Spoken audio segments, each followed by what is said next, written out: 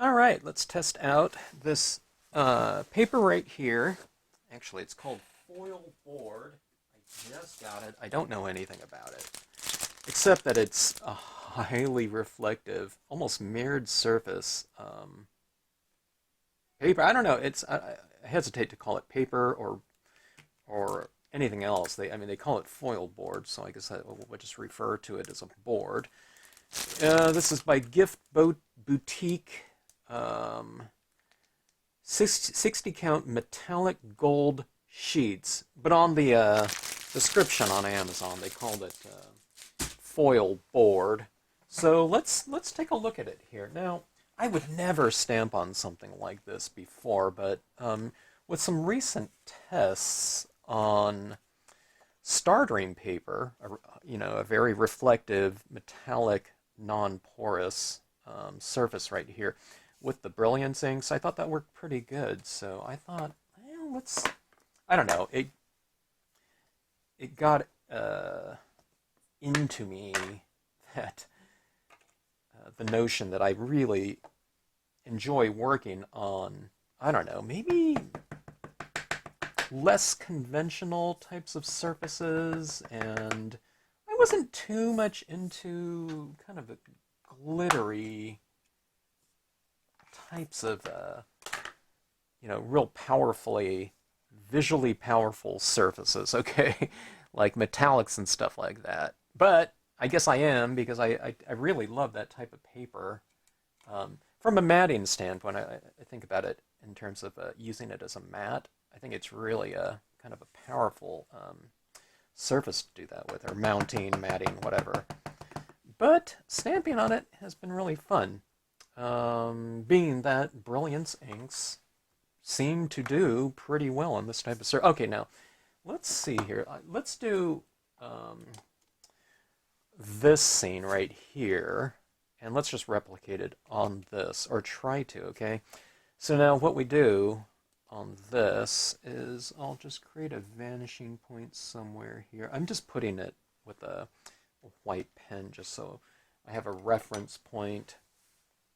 You don't have to go exactly with, an exact point like that, but it really makes it a lot easier. And I just aim my trees at it. I'm going to do the dominant tree in this one right here, the larger one. I mean, these are going kind of parallel like that, so I'll just use this dominant one right here, the larger one, and we'll see how it goes. Now, I have two Brilliance inks right here, gold. One of them's, I don't know, I hesitate to call it new, because they're both probably, 15, 16, 17 years old. Hard to believe. But one of them is kind of like super watery and juicy, and the other one's kind of dry. This one's kind of golder, and this one's kind of a darker gold for some reason. I don't know why. I mean, you can even see it visually here. But let's see if these kind of make their mark, and it does. Look at that. Okay. So the way that I'm combining this, I'm just going like that. I mean, you can kind of see it right there. See how watery that is? It doesn't look good at all to me. But when I just use the other, now see, that looks much flatter to me. So I don't know, a combination of both of them. I mean, if you have a newer pad, chances are you're not going to have to do that. But I don't know. Oh, this is so juicy right here. I just smeared it right there. Okay. It's not too bad. It's not great. This is pigment ink, so it's going to be a little bit slick, and of course this is like I don't know, it's like stamping on chrome or something. Okay, always just kind of aiming right towards that star. Or, I don't know, vanishing point. It's not really a star. I could make it a star. This paper here, these 60 sheets at about between $16 and $17. It was like 16 something. 60 sheets, 8.5 by 11. That's not really too bad, in my opinion. 60 full-size sheets. I mean, that's 60 divided by, or times 4, 240 cards of a metallic nature. Not too bad. And like I said, I just got it on Amazon. I mean, there's tons of these types of surfaces like here. It came up because I was looking for Star Dream. I don't know. Yeah, just the search, I don't know, whatever parameters suggested, this as well.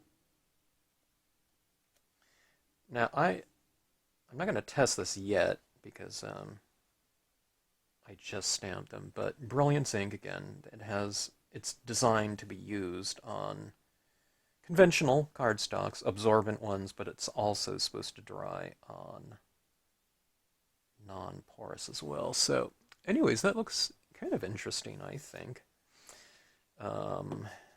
Could you do it in silver, I guess? I don't have a lot of different Brilliance inks, so I'm not a good person to ask about kind of combinations of media and different colors with this. Like, say, what would it look like in a kind of a Brilliance green or something like that on that? Could be interesting, I don't know. Or red, something like that for your kind of holiday color schemes. I think the gold looks pretty interesting though. Okay, so when we stamp it out, we can see that it makes it less mirrored-like for sure, right? Because you have that pigment ink over the top of it. Let's go on with some of the white ink here and give that a test here. Okay, still aiming the trees towards that same vanishing point. Let's see. I'm going to leave room for a quote stamp as well.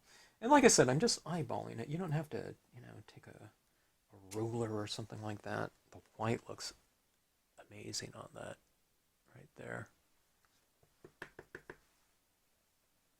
I think the white stamps, I don't know. I don't know, it might stamp even better on this than it did on the Star Dream. I don't know, I gotta think that this is less porous than the Star Dream, but that impression looks so crisp and beautiful to me. I mean, look at that.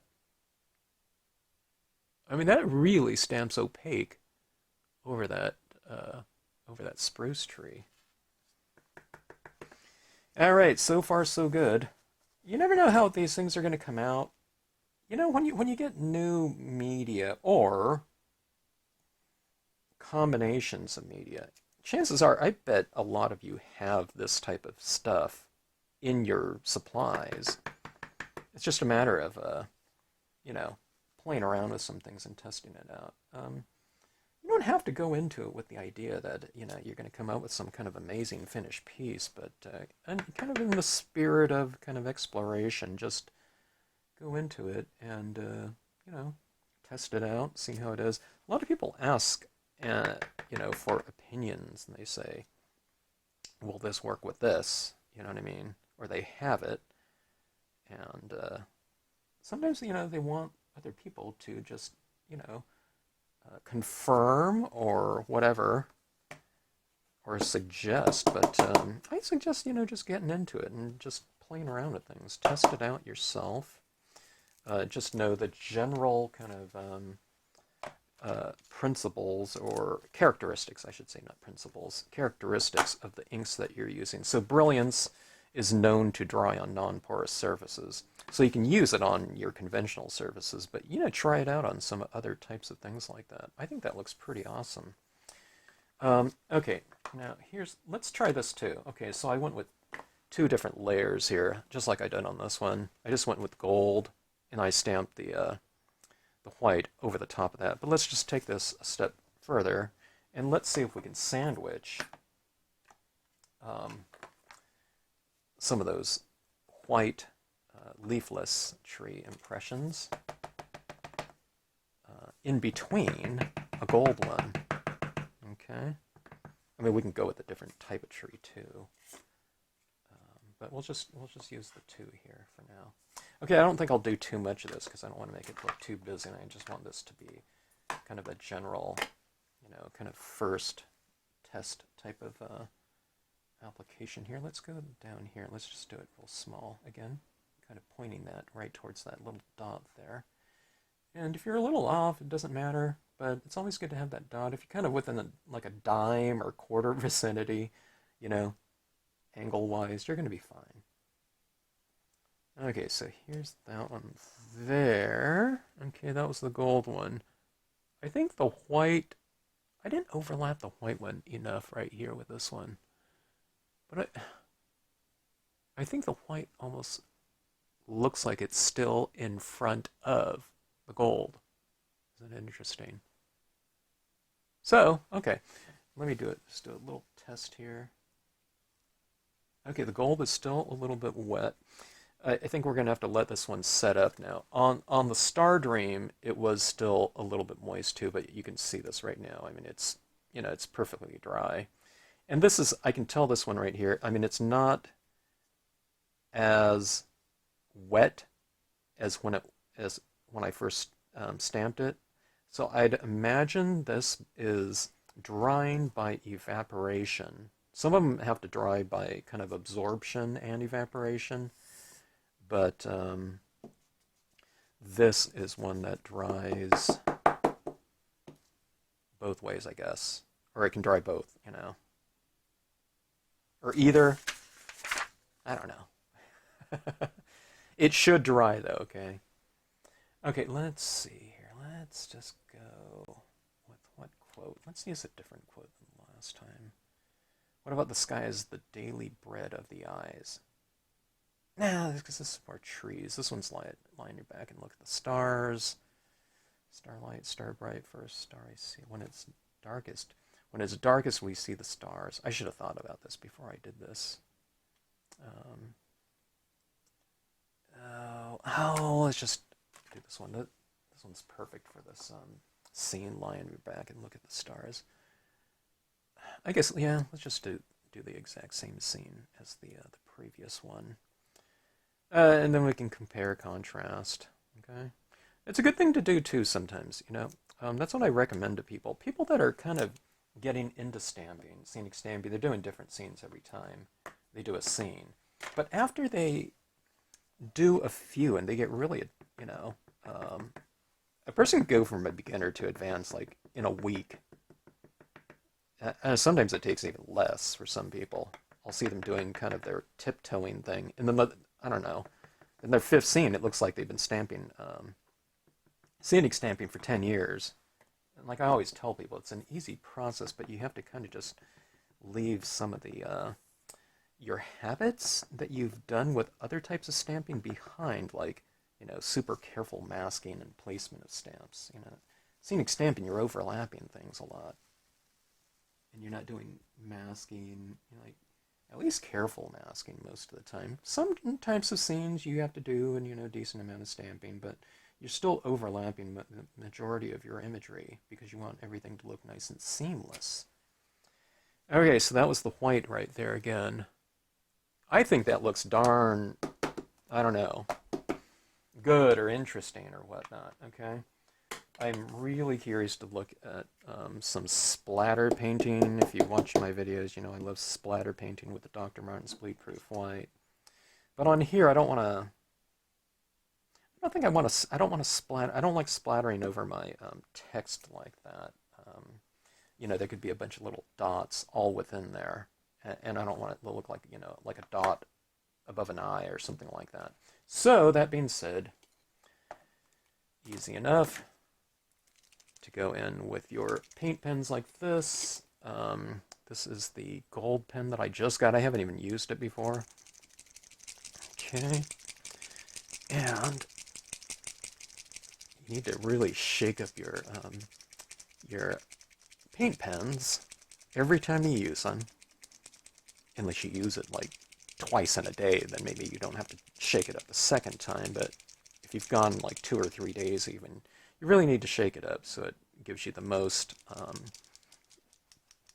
opacity per mark.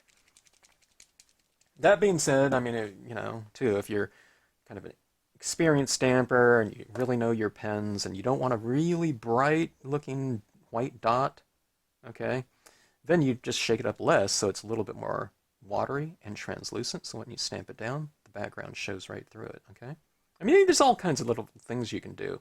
Maybe I can shake this up a little bit and I get lighter color stars with the gold.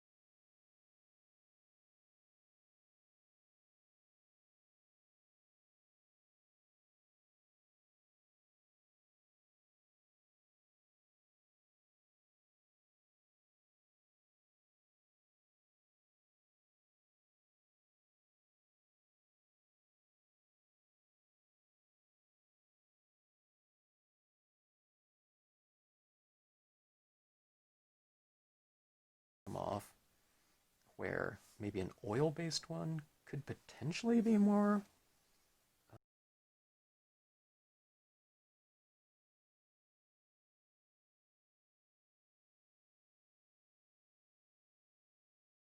I think that looks pretty cool.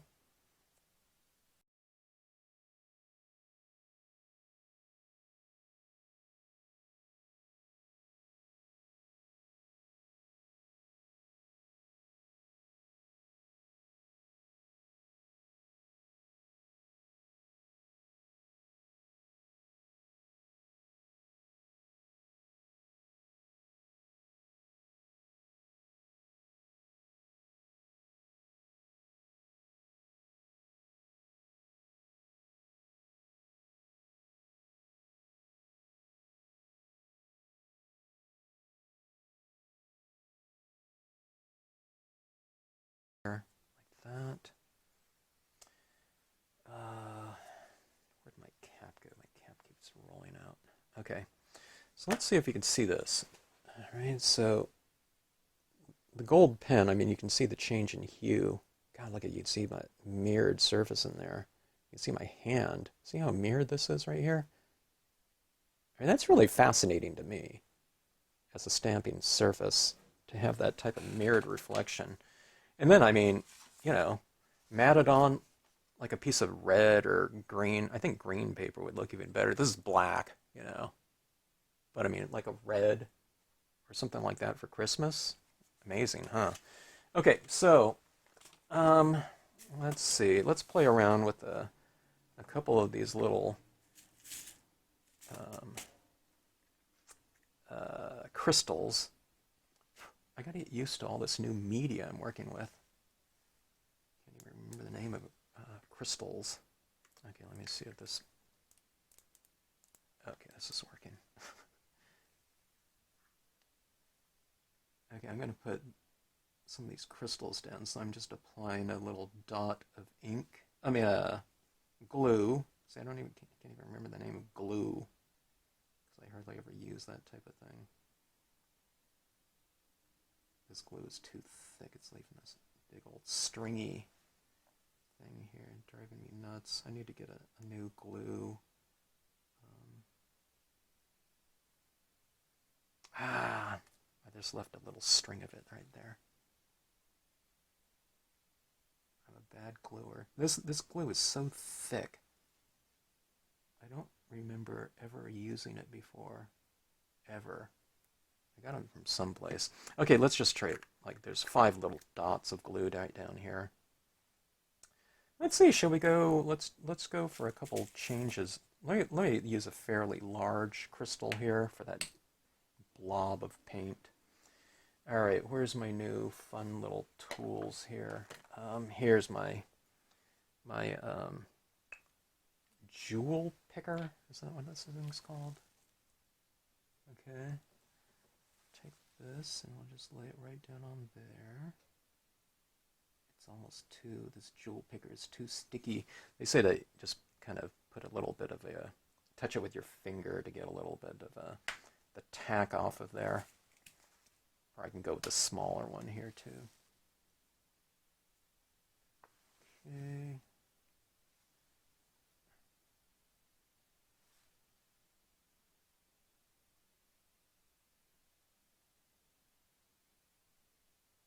Like I said, I haven't really been into too much of these types of embellishments before. I hadn't really thought about it. Well, I've thought about it. Sometimes I finish a scene and I think, you know what, if we can have just like a little bit of an extra kind of kick to it, that might be kind of nice. So I'm a little bit more into the kind of subdued, subtle types of finishes and embellishments and everything like that. But there is something to be said for, I don't know, this kind of reflective type of quality where I like light in my scenes, you know, representative light, like something like this, you know, these little stars and snowflakes or whatever. You know, the bleed-proof white splatter painted in here. It's a subdued type of form of, representative light, you know, that's supposed to look like light is coming from within the scene and out. But something like this, there's something to be said for this kind of fun look, too. I mean, look how reflective that is right there. But here's those little crystals like that. Can you see that little crystal like that? So even on a very reflective surface, something like having like these little mirrors on mirrors like that. Look at that. How those things really stand out down there. Here's a really small one down here. I mean, you can do all kinds of things. You know, like I said, like I've been doing in some recent ones, I put like an actual constellation in the scene. But I think there's all kinds of possibilities with this. This is what I like about kind of mirrored surfaces like this from a potential standpoint. Okay, we have this right here, and depending on what's in, you know, being reflected, that mirrored surface is really dark, so you get these trees that are light against dark. And because this is like that, it becomes a very interactive process where so many people go like this, you know, and they're looking at your scene like this, and suddenly, you know, that mirrored surface becomes lighter than the stamped images, where you go like this, and suddenly those are a little bit darker, or they're lighter than that, okay? But what I meant is that background, that mirrored part, now is lighter than this by far because it's reflecting so much light. Or you get this darker background in here and you get these little crystals like that. And look at that. You know, they look like it looks like a little LED or something like that is within the card. And I mean, this isn't even formatted. If you kind of matted this with another color or, you know, maybe even a silver, you go, I don't know, a dark matte around it, maybe, or like a red or like a color. Color would probably be even be better. But this is black right here, and this is silver, like that. I think that doesn't look too bad. This is kind of more of a like a polished aluminum or something like that. Or you can just go with another gold on the outside. I don't know. But like I said, this would be better with some kind of color than black right here. I think the black is kind of a little bit boring with this gold right here. So, I don't know. Fun stuff. I'm a big fan of Brilliance, or becoming a big fan of Brilliance ink, and I don't even have that many colors. I have black, gold, and white. I need to play around with some other things right there. So anyways, tell me what you think in the comment section, or if you've played around with this type of ink on these reflective surfaces before. Like I said, metallic foil boards, and relatively inexpensive for, I think, you know, kind of the dynamic potential within them. As I can see now, I don't know. I need to play around and play around with some different types of imagery here and really explore this media surface combination, especially with you know, I think a pretty decent price when it comes to that type of surface like that. So I don't know, fun stuff. Gosh, it's so mirrored. The one thing about that is you can get a lot of fingerprints, I'm finding, on the piece itself. So let me test this out too. It's still a little bit wet, okay? But it's a little bit tackier. I'll put in the comment section, if this thing does not dry, I will comment on it later. But I'd imagine it should, because that's what these things are designed to do. Okay, so anyways, fun stuff. As it turned out, I didn't think I was going to get as good a result in terms of the impressions as I did. But, and especially my pads are all kind of old and whatever, but not too bad.